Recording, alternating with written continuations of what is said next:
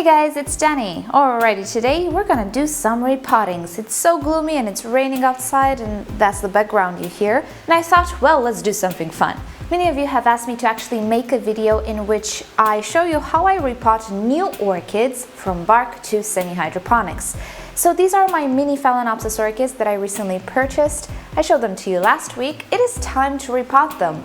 And yes, even if they're in bloom, Phalaenopsis orchids don't usually have a problem with this. And I suspect the root system will not be very bothered by me repotting because it's just not finicky. The roots of a Phalaenopsis are pretty sturdy, thick, and they just don't get damaged all that easy. Well, depending how root bound the orchid is, but I don't feel like these are very root bound and I think the process will go very smooth.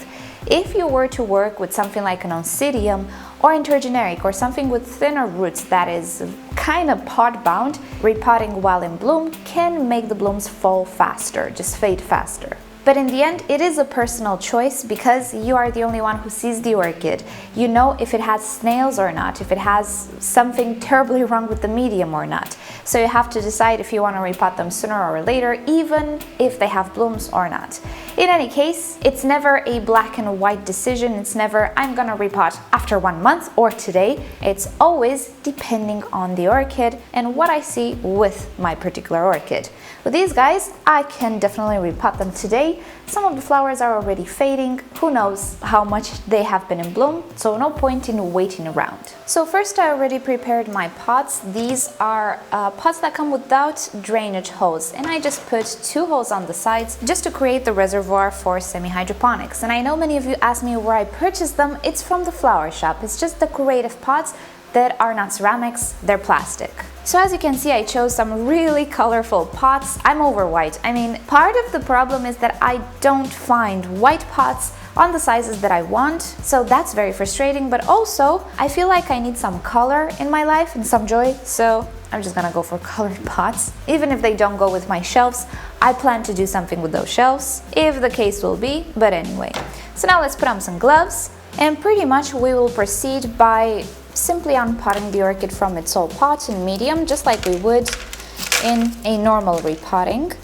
See this root right now, it's stuck here, but it's a dead root, so I don't really care much for damaging it. And behold, this is my orchid. And of course we have the sphagnum moss plug and we have the bark on the outside. Typical, nothing surprising here, right? And again, what we will do is just try to remove this sphagnum moss layer from the root ball. The moss is already wet, so I don't need to pre-wet it, pre-moisten it. And the poor orchid really didn't like that moss. Look at these roots. Very stunted, very short, not very happy roots, I would say. Also, I will remove the pieces of bark, and this is where the root damage occurs. Bark attaches to roots very well, and when you detach it, because it's chunky, it will create wounds most of the times. Luckily, Phalaenopsis orchids are not very sensitive to this, but other orchids, yes. Reason why bark is just my least favorite medium. Bark, coconut husk, even charcoal, anything that's chunky like this, I really don't like. So here's something very interesting. I'll get you in closer. Now, if you don't know much about the roots of an orchid, well, the thick thing you see is actually the velamen covering the actual root. This string is the root. And here we have an exposed root. Typically with most orchids, when you have this string exposed, it's pretty much done. The root will die, it will not survive, it is not protected, it will not function normally. But with Phalaenopsis, things are not that bad. You can see that here we have a piece of root which is dead, papery and absolutely mush. We can cut it out. But we have 2 sections which are fleshy and still alive. These sections will continue to be alive at least for a while, so no point in cutting this. You can see here we have a section which is alive, coming from the string as well. It's a very short section, that's alive as well, so no point in cutting this entire string. Now, some of you ask me, if you only have the string and nothing else, will it survive? Will it function? Should you cut it? You should cut it because it doesn't function. That's the idea. This one has sections that function correctly, but on this side, it doesn't really absorb anything and it doesn't function properly, and it's very, very exposed to disease. This root right now probably will not last as long as the other roots. It is also much more sensitive, but being that the orchid doesn't have an impressive root system, I could use the help at least for now, and I can cut it later. Especially in semi-hydroponics, I don't disturb the orchid way too much. For now, I would leave this root be. It's growing, it's perfectly fine, even though it has a section without a velamen. Now, Phalaenopsis orchids and a few other monopodial orchids are known to do this, and in my experience, I've only noticed the phals. I think the vandas, maybe Angraecums doing this, not so much though. I have much more experience with phals, but stuff like Cattleyas, they will never do something like this. In the end, slowly but surely, the root will die. Cattleyas, in my opinion, have very sensitive roots. Oncidiums, again, they will not do this. And if you ever have an Oncidium with this massive root system that looks alive, chances are it's not, or it will not survive, sadly. But that's a whole different discussion. When I'll have something to film, I will film. For now, let's deal with the phals. I would leave this be. If it's papery, I would just cut it out. And this definitely is dead root. So I have here a sterilized pair of pruners. How I sterilize my pruners, I dip them in alcohol, take them out, flame them, let them burn. And PS, if you ever flame your tools, be very careful. Fire is not something you should play with. You should always have parent supervision if you're underage, so be careful with that. But that's how I sterilize my tools. And now I'm just going to cut the papery sections. Excuse that thunder. There we go. This was a dead root. And let's just check the orchid for more sections like these. Oh my goodness, look at this root. It's still alive, but it's really unhealthy. But I'm going to let it be for now. What happened here maybe was some sort of suffocation that led to root rot in these sections. Maybe these were very close to the sphagnum moss, and these sections, you can see they were on the outside. They were much better because they were able to breathe. So anyway, let's remove all of these pieces of bark as best as possible.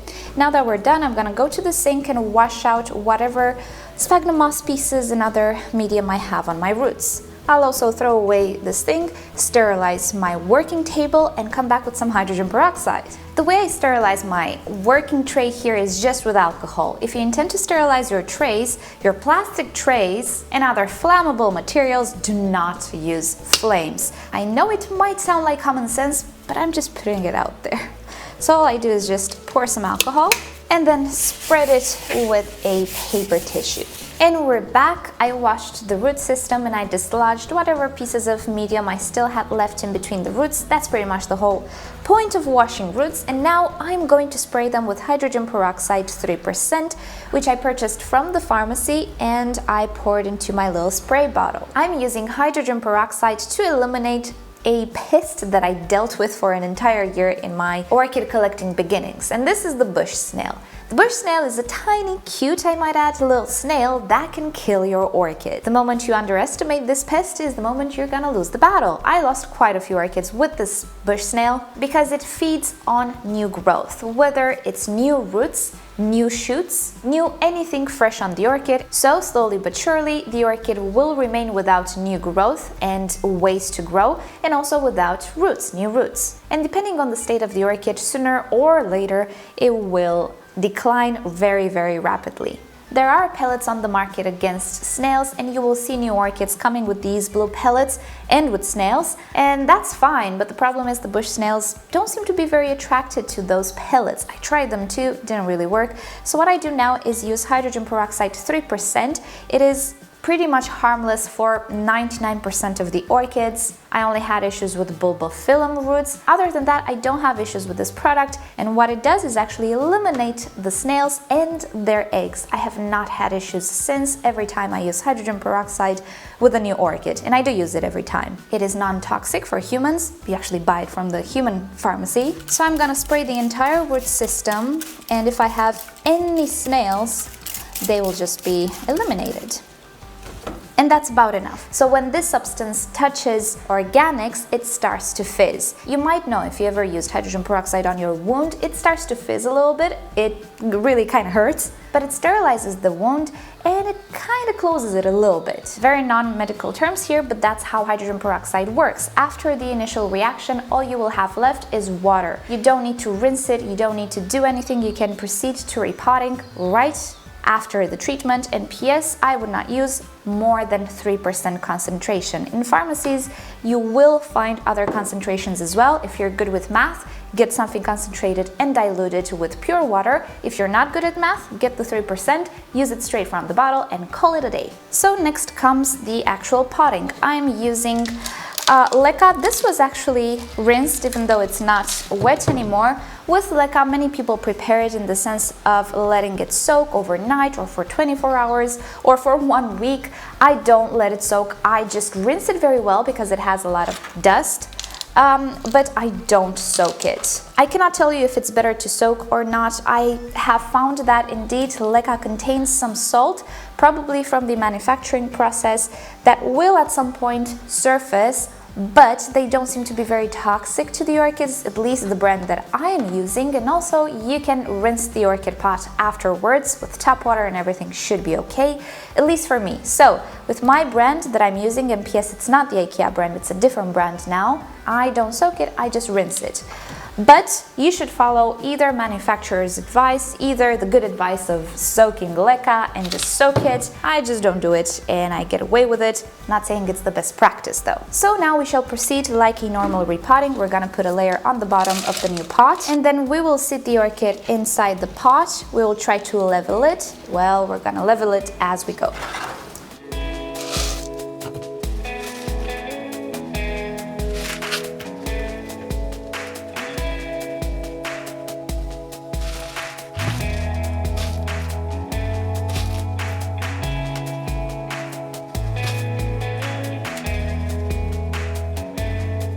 And we're done. The last thing that I will do is just water the pot with osmosis water just to flush it, flush that tap water that I used to rinse the leca, and we're pretty much done. And yes, roots can photosynthesize, but it's not their primary function. The orchid roots are there to absorb nutrients and water and to stabilize orchids, not to perform photosynthesis as a main structure. The leaves are responsible for doing that. So keeping orchids in opaque pots or in decorative pots that obstruct light is perfectly fine. The roots will just not be green because the orchid will not allocate chlorophyll to them, but they will perform normally. Their color will be whitish, yellowish. It can look scary, but trust me, they're okay. They're performing okay, they grow okay. So opaque pots with orchids, for me and in my opinion, is perfectly fine. Another thing you can do if you don't trust that your orchid will acclimate to semi-hydro, or you just don't trust yourself because you're a beginner, or for whatever reason, you can actually use clear plastic pots and observe the roots at least for a few months. And when you see that they grow okay, you can obviously repot into an opaque pot if you don't like the looks of things. If you like how it looks like, that's okay. The roots will not get disturbed or damaged because you're not going to remove any of the medium, you're not going to break pretty much any root, you're just going to pluck the orchid out, put it in a new pot, reuse the medium, everybody's happy, nobody will feel that things have changed pretty much. So you can definitely do that and observe the roots. And also, if you use an opaque pot, after a few months you can actually remove the orchid from the pot if you have strong reasons to believe some of the roots are dead. Maybe you feel a smell, maybe you know that some of the roots were not healthy and you were expecting them to die off, but you just wanted them to perform a little bit and help the orchid out until new roots grow. You can definitely remove the orchid from the pot, take a look at the root system, cut away whatever died, put the orchid back. It will not feel like it has been moved in any way, and that's my preferred way. I used to use clear pots in the first months, but then I was like, meh, I can do this in a much simpler way. So I'm using opaque pots directly. And if I have reasons to unpot the orchid after a few months and see if the roots are still okay, I will do so. If I don't have any reason, I will not, and just leave the orchid be. Alrighty, so that's pretty much it. I'm not sure if I said anything new than what you already knew, what others before me have said when it comes to repotting into semi-hydroponics. Roots can take a little bit to adjust. Older roots, sometimes they will never adjust and they will die off. With Phalaenopsis, it doesn't really happen all that much. unless the roots were already sick. With other orchids it does kind of happen, and the best moment to repot an orchid into semi-hydro is when new roots start to appear, because they will grow and form in accordance to the medium and they will be much more adapted. But as I was saying, you can always pull out the orchid and see what didn't make it, cut them away, put the orchid back, and in 99.9% of the times nothing bad will happen. Alrighty, so I'm gonna go ahead and move the other Phalaenopsis as well. It's gonna take me half an hour or so. It's really easy. And I hope you've enjoyed this and you found it useful, and you know the drill. If you did, give it a thumbs up. If you hated it, give it a thumbs down. Subscribe to my channel for regular orchid videos, and don't forget to turn on notifications so you never miss a video. And with that said, I'll see you all next time. Bye!